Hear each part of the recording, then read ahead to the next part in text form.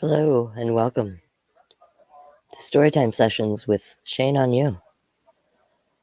Part 2, a continuation of the book that we've already started reading.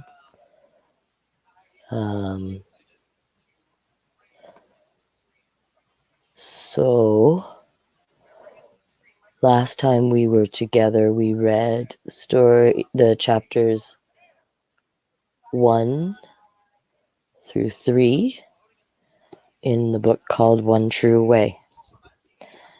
And today we are going to start with chapter 4 in the book. So, without further ado, let's get at it, and we'll read a few chapters, and then we will meet again in a little bit of time. All right, so chapter 4. You can always go back and search my page as well, and if you go down on my page or even go to my Instagram page, you can listen to the first part of Storytime Sessions with me, and then you'll be caught up. So, where we are at today is chapter 4, and it's called Not Special Enough.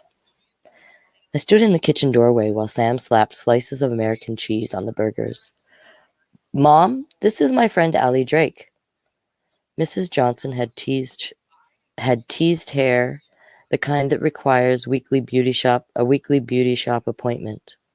She opened a jar of mayonnaise and spooned a large glob of it into a bowl of diced potatoes. Glad you could stay for supper. Sam complained that we were having potato salad, but I didn't mind at all. With the red checked tablecloth, it seemed like a picnic. Outside the kitchen window, a deep voice sang, "Hello, darlin'." "Who's the Conway Twitty imitator?" I asked. I had been listening to the local radio station and singing with the old twang to make Mom laugh. The music and the accent were so different from what we had listened to in New Jersey. "It's my dad," Sam groaned. "He thinks he's a country music star." Mr. Johnson waltzed into the kitchen with Jonathan frowning at him. He kissed Sam on the cheek and hugged Mrs. Johnson from behind. It was easy to see that Sam got her personality from... It was easy to see where Sam got her personality from. "You must be Allie," he said. "Jonathan told me you were staying for supper. I hope that's okay." His eyes twinkled. "Of course it is.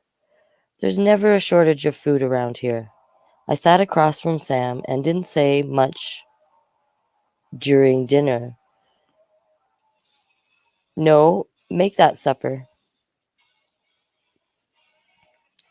Southerners called it supper. Mostly I watched Sam's family and I thought how different it was from a quiet meal with Mom.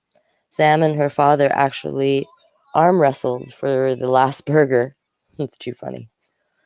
"I declare a tie," Mr. Johnson said. "Looks like we'll have to split the burger." "You two beat all I've ever seen," Mrs. Johnson said. "Allie, will you think we're a bunch of heathens?" "What's a heathen?" Jonathan asked. "Somebody who's uncivilized," Melissa answered. "Like you when you chew with your mouth open or forget to use your napkin." Jonathan grabbed his napkin and put it on his lap. Everybody laughed, but not in the making fun of him way. They all adored him, I could tell. Mrs. Johnson said, "That's enough talk about heathens, Allie. Have you and your mom found a church? We'd surely love to have you at One True Way." Oh, finally, the title comes into the book. How interesting. Sam pushed some potato salad around with her fork. She had the same tense expression as when I asked her about Coach and Mrs. Holt. My reporter's antenna hummed. Could there be a connection between One True Way and our teachers? We're Methodists, I said, but maybe I could visit your church sometime. When Mum came to pick me up, Mrs. Johnson was reading her Bible. She marked her place and followed Sam and me to the front porch. While our moms chatted, I said to Sam, I'm going to start reading the sports page. Why? So we'll have something in common. Sam laughed. I like that we're different. You do? Yeah, it's nice just to be who you are, Allie. I think you're pretty special. My cheeks felt warm even in the night air. On the drive home, Mum stared straight ahead with both hands gripping the steering wheel, her knuckles white. It's so dark out, hard to see. She had a point. There were no street lights on this winding country roads. Mom had never been a confident driver, but it was much more worse since Eric's death. I knew the only reason she had agreed to drive at night was so that I could make friends.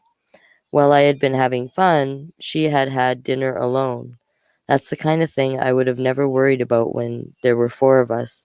But now Mom was all I had, and vice versa. I knew Eric didn't mean to wreck our car, but he shouldn't have been driving so fast. If he hadn't, I'd still have a brother. Dad would still be living with us, and we would have never moved from New Jersey. It seemed Mom could read my mind. Dad called you tonight? I hated him. I didn't answer, and I stared out the window into the darkness. It wasn't my fault or Mom's that Eric died, but Dad had left us anyways. I scrunched my eyes closed and admitted the truth. I didn't really hate Dad. I remember what Sam had said. Just be who you are, Allie. I think you're pretty special. But if I was so special, why had Dad left me? And more important, how could I get him back? It's the end of chapter 4. Chapter 5. Allie Drake, Private Tutor. I was daydreaming about Sam when Coach Murphy asked me to stay after class. She stood in front of her desk and fiddled with the whistle around her neck. Look, Allie, I'm sorry about yesterday. Mrs. Holt's mom fell and broke her hip. She was telling me about it when you walked in. Oh, I knew it was something private. Sorry. That solved half the mystery, but it didn't explain why Sam had asked me not to talk about it. My reporter's antenna went up. There was more to this story. Coach reached into the jacket of her nylon tracksuit and handed me a folded piece of paper. This is the quote you wanted. Go ahead and read it. Make sure it's all right. I unfolded it and read. Sam Johnson is the most talented point guard I've coached in 20 years. Her big heart and outgoing personality make her a leader both on and off the basketball court. It's great, Coach smiled. My pleasure. Sam is something special. I couldn't have agreed more. After school, I hurried home to the Smith Corona typewriter Mom had given me last Christmas. I put in a clean sheet of paper and started my article. Sam Johnson, a star on and off the court. In my opening paragraph, I wrote about meeting Sam on my first day at DB. I admitted how nervous I had been about eating lunch alone, but that Sam had introduced me to Webster. I told about watching her practice basketball and how she glided through the air, scoring a layup.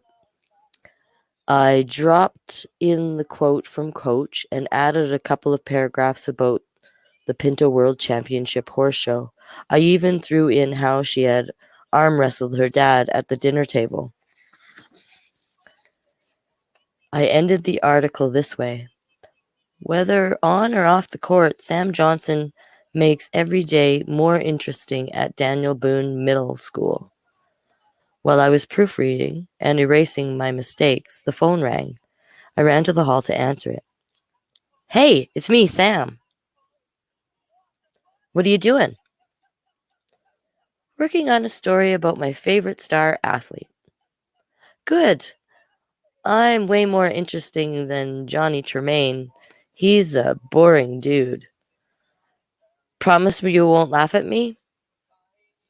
Cross my heart. Yeah, but do you cross your heart and hope to die and stick a pin in your eye? I do, Sam said. What's the big confession? I love Johnny Tremaine. The way it takes you to another time and place?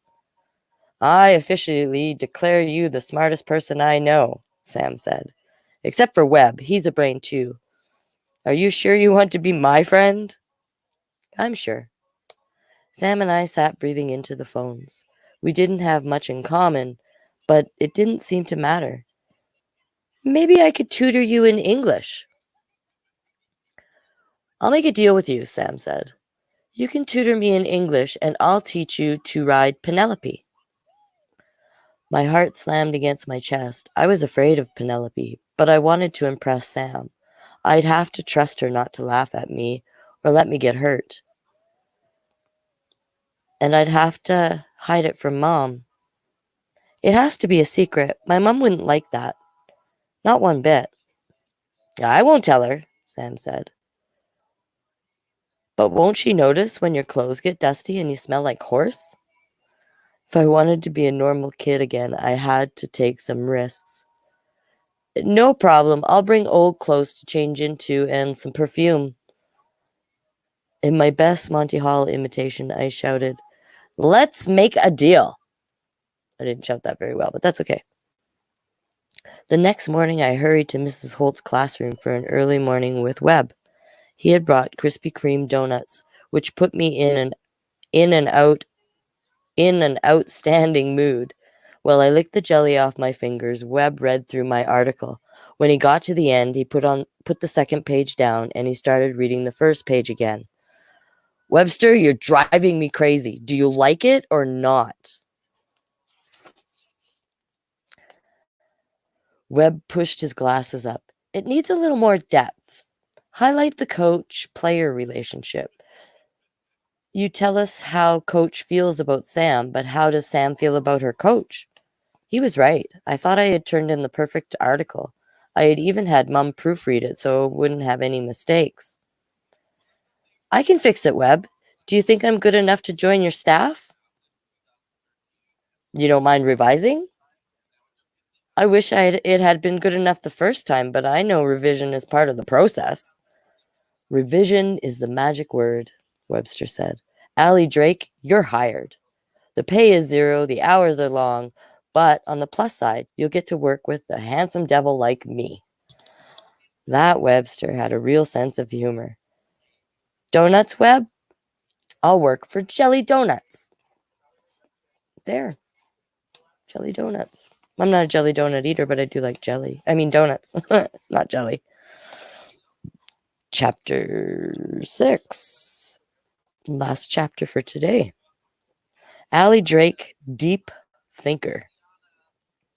I ran home after school, bursting with good news. Mom! I shouted as soon as I pushed open the door. She hurried from the kitchen, wiping her hands on the dish towel.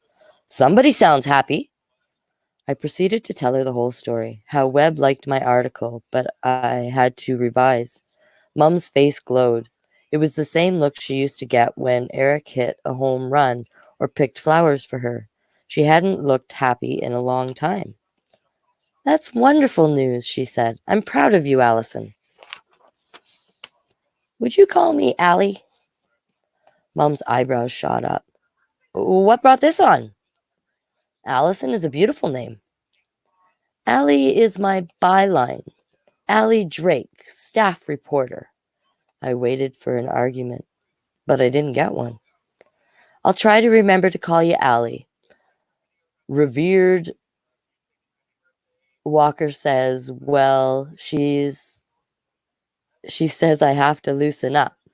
The way I've treated you since Eric died is not exactly healthy. This was putting it mildly. Mom was smothering me. So you went to counseling today? Mom nodded.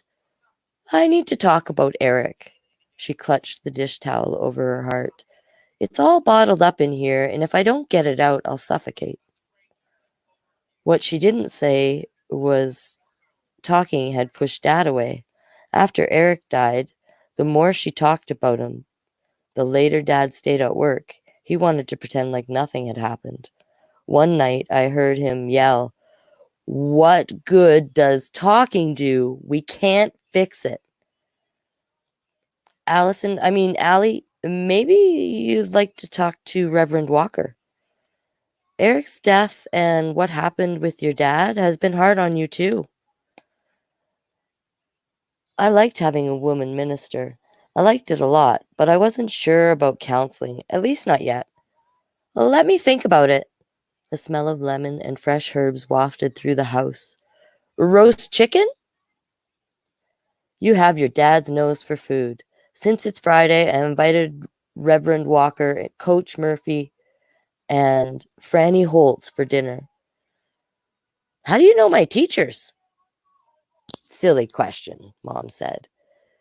Teachers use the library all the time. Do you mind that I included them? Mind? I was thrilled. That would give me a chance to observe Coach and Miss Holt together again. Maybe I could even solve the other half of the mystery. Don't worry, Mom. I'm looking forward to it. Hosting a dinner party was a big deal for Mom. She used to love entertaining, but hadn't made the effort since Eric died. When I saw fresh flowers and candles on the dining room table, I showered and changed into a dress. I wanted my mom back. She hadn't actually gone away, not like Dad, but she hadn't been herself either. The dinner party seemed like a positive sign. Reverend Walker was the first to arrive. She had a smile of an angel. Seriously, it lit up her whole face. She thrust a long Pyrex dish into my hands. I brought a Coca-Cola cake for dessert.